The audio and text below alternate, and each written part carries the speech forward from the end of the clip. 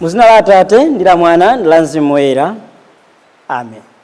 Ndikulandireni abale okondeka mwa Ambuye.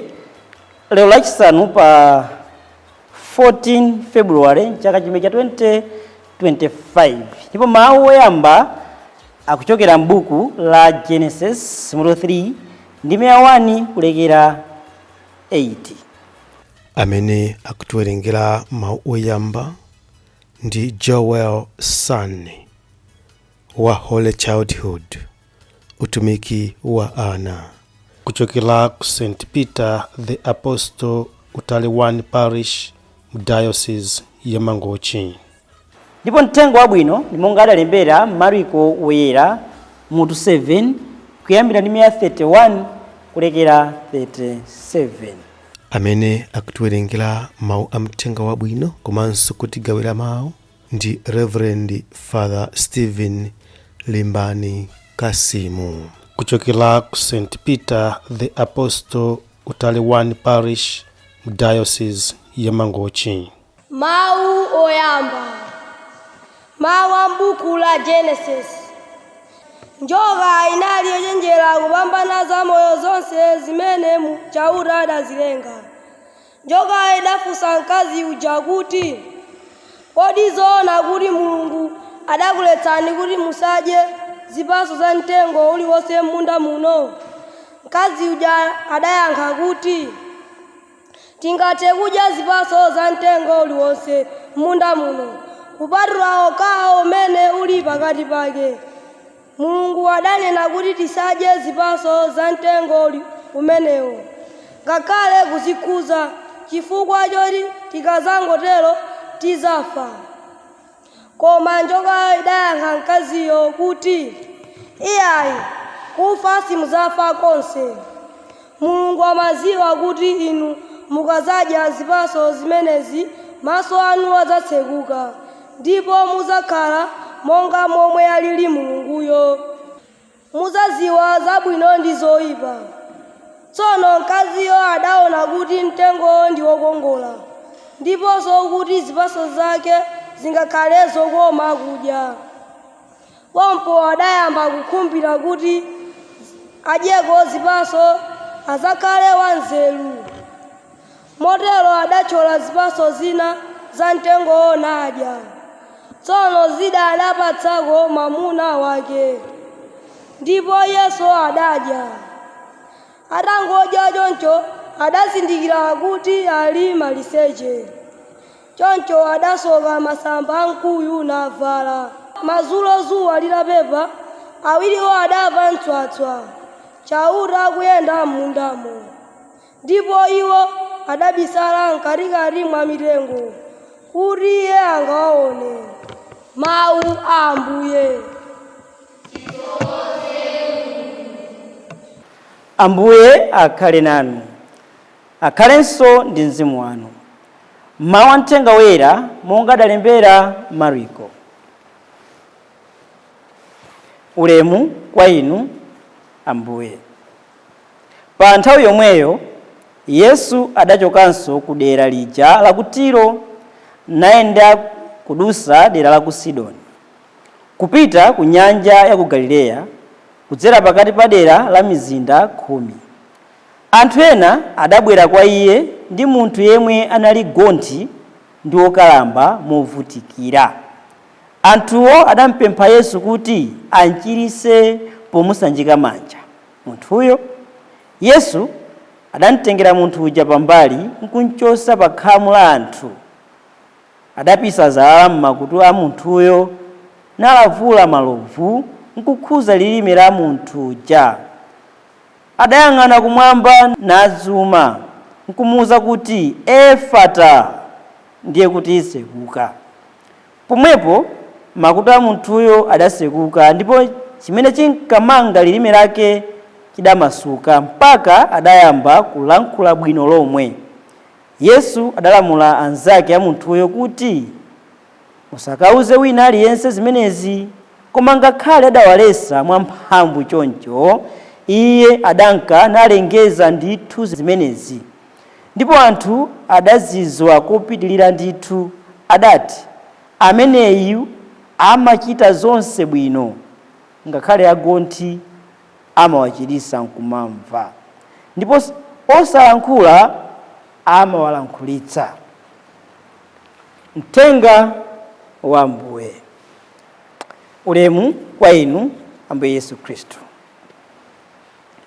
Balanga okondeka mwa Ambuye, lero pa 14 February lomwe ndi lachisanu, timachita chaka cha Cyril komanso Methodius Woyera amene anali ana a m'banja limodzi. Ndipo mbiri imafotokoza kuti Cyril amachokera mu dera la Tesalonika mu dziko la Greece, komanso mwachidule onsewa amachokera mu dera la Tesalonika mu dziko la Greece. Ndipo Cyril adaphunzira maphunziro ake ku skulu ya Constantinople mchaka cha 1851, ndipo pambuyo pake adalowa unsembe mchaka chomwechi. Kusera moyo wake adakopa Methodius Woyera imenenso ndi wansembe amene ali mmisiri wa zopangapanga. Ndipo Cyril adamwalira pa 14 February mchaka cha 869. Ndipo pambuyo pa imfa ya Cyril Woyera, Methodius adazunzidwa kwambiri chifukwa anthu ena ansanje poona za moyo wake samakondwera naye. Pambuyo pake naye Cyril Woyera adamwalira pa 6 August mchaka cha 884. Kodi kudzera moyo wa Cyril komanso Methodius Woyera tikuphunzirapo chani? Tikuona kuti moyo wa Cyril Woyera udakopa Methodius ndipo nayenso adakhala wansembe. Mwina funso chimene tingasinkhesinkhe chonena kuti ifenso kudzera moyo wathu tithe kukopa ena kubwera kwa Mulungu. Kodi inuyo, kodi ineyo kudzera moyo wathu ndi angati amene tawakopa kuwabweresa kwa Mulungu? Phunziro lina, tikhale anthu olimbikira pakugwira ntchito za Mulungu. Moyo wa anthu amenewa tikuona kuti unali olimbika, samatopa, samagona, koma nthawi zonse amayesesa kulimbikira kuti agwire ntchito ya Mulungu. Mawu oyamba a tsiku la lero tikuona kuti Mulungu atalenga zonse zinali bwino. Adamu ndi Eva ali m'munda wa Edeni akusangalala, akunjoya, akukondwa. Koma tikuona kuti njoka sikukondwa ayi, sikumva bwino kuona kuti anthu akukondwera m'munda mmenewo. Chikuchitika ndi chani? Njoka ikuyamba ulendo opita m'munda mmenemu munda wa Edeni, ndipo ikuyamba kucheza ndi mkazi uja otchedwa Eva. Ndiye tikuona mawu amene njoka imene ikugwiritsa ntchito. Kodi Mulungu adakuwuzani kuti musadye zipatso zonse za m'munda muno? Funso lofuna kuwakola. Kodi tikuphunzirapo chani? Makamaka ulendo umenewu wachinjoka kupita kukacheza ndi Eva. Satana samakondwera pamene zinthu zikukuyenderani bwino, pamene zinthu zikukuwayendera bwino, pamene usembe wanu ukuyenda bwino. Amachita chani? Amachita mmene njokayi ikuchitira, kutiyendera ngati anzathu ndi kuyamba kucheza nafe. Kodi eti ndizoona kuti malamulo anu a Eklesia Katolika makamaka pa nkhani ya banja ndi mwamuna mmodzi ndi mkazi mmodzi basi? Funso la Satana. Ndi mwina anthu akufunsa kuti chabwino nanga ife amene sitili pa banja tikusowa banja. ndiye mutithandiza bwanji? Manyengerero a Satana. Kodi ndizoona kuti ansembe akatolika samakwatira, masistere sakwatiwa? Nanga ife azimayi amene so mabanja ndi mutithandiza bwa poti azimuna abwino mukuthawiranso kuseminari komweko. Manyengerero a Satana amagwiritsa ntchito chichewa choti atikope, ife tikamva mati akunena dizoona. Kodi ndizoona?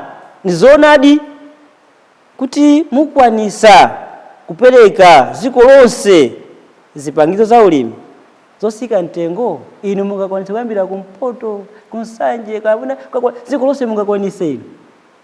Ayi, tayesa nikoni kuti zinazi manyengerero a Satana amagwiritsa ntchito chichewa choti atikope.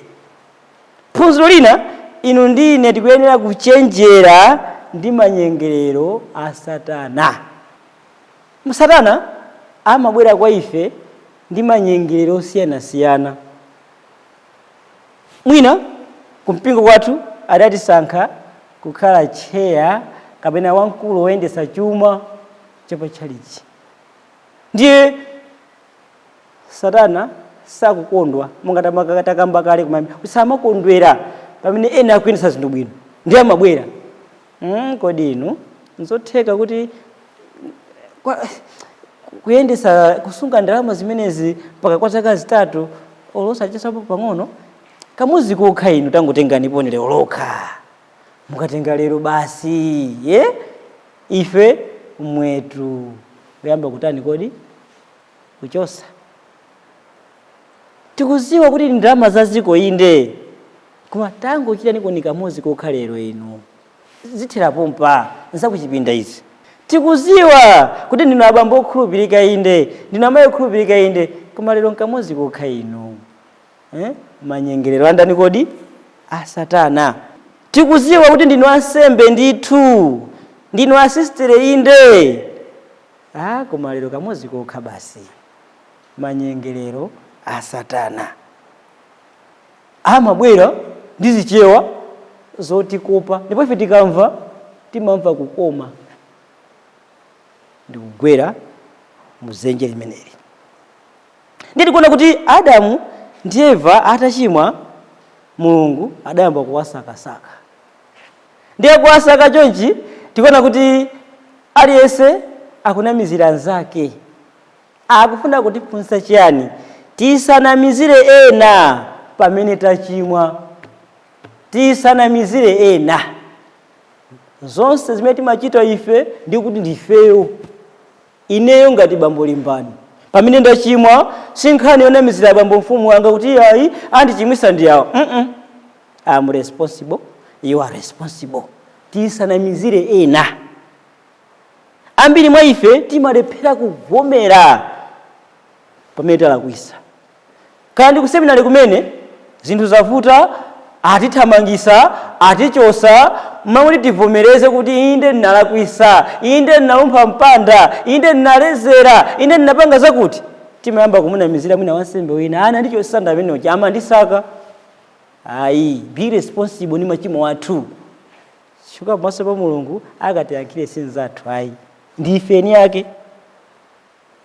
Kani banja mene zinthu zavuta timanena atu.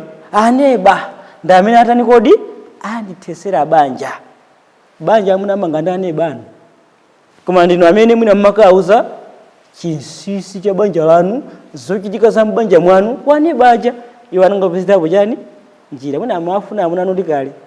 Kenaka banja watha aneba amene jandoipa ndi amene andithesera banja langa. Kunchito mmagwirako mwaba nokha ndalama, koma kenaka akugwirani nditi muyamba kuwanamizira mwina anzathu, kuyamba kuwanamizira ena kuti inati koma sindinabe sindimafuna kuba, koma anzanga amene magwira na Efesi imozi ndamene anena kuti tiyese kupanga izi. Ayi, you are responsible, I'm responsible ndi machimo anga. Kaya ndi achipasogoleri ma MP mapezeka kuti mwina zaka 5 pa zimene tinalonjeza mwina pa zinthu 20 mwadapangapo chinthu chimodzi m'mawu mwake hayi kuyamba kunamizira anthu ena, anthu amene andizungulira, amene akulamula dera limene amene akuzungulirani. You are the master of that constituency. Anthu anakukhulupirira ndi mutani kodi mwalamulire. Kaya ndi ziko mmene president amene mwina walephera kwa zaka 5 walephera kuyendesa bwino ziko kena kuyamba kunamizira ena. Hayi nduna zanga zimene zandisokoneza. Ndi tikuona kuti anthu akachimwa amanamizira ena. Kumafunso nkubanira kuti kodi ndi nduna imene ikuyendesa ziko komanso ndunayo adayisankha ndani, udayisankha nokha. Ife sitinavotere ndunayi, tinavotera inuyo. Koma kenaka mwalephera mwamoti tivomereze kuyamba kutchula anthu amene atizungulira. Adamu ndi Eva pamene akukana kuti ayi adandichimwisa ndi mkaziyo, adandichimwisa, akutiphunzitsa chimenechi kuti ifenso tizivomereza kulephera kwathu, tisawanamizire ena pamene ifeyo talephera. Muthenga wabwino tikuona kuti anthu ena akubwera kwa Yesu ndi munthu amene anali wagonthi. Gonthi munthu osamva. Bambo George Nyanga pa nthawi imene ali ku seminary amakonda kuwatchula anthu amene wawa amene amatenga anthu ena kuwabweretsa kwa Ambuye Yesu kuti ndiye madobadoba. Tikapita pa depot amanena Bambo Nyanga kuti madobadoba amene watimawapeza. Amakuuza amakulandira basi yanga ndi imene ikwerani. Koma munthu uyo ngakhale njinga ya moto alibe, njinga ya kapalasa alibe, koma amakuthandiza kuti ukakwere. Tikapita ku banki kumene madobadoba amenewa Bambo Nyanga amatero ndithu timawapeza, amakulandira ndithu utotera ja kuthandiza munthu kutenga ndalama. Iyo nkumatani kodi? Nkumapita. Kaya ku post office, kaya ndikuti madobadoba amenewa timawapeza. Ndiye lero mina manira Bambo Nyanga madobadoba amenewa akutenga munthu wagonthi osamva kupita naye kwa Ambuye Yesu. Mumpingo madobadoba amenewa alimo.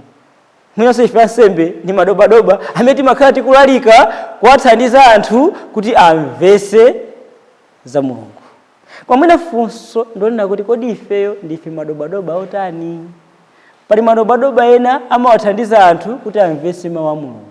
Pali madobadoba ena amawathandiza anthu kuti zinthu zina ziwayendere. Pali madobadoba ena amawathandiza anthu kuwapezera ntchito. Ena mwina kungowachita ndalama zawo kuwanamiza koma osatani kodi osapezera ntchito.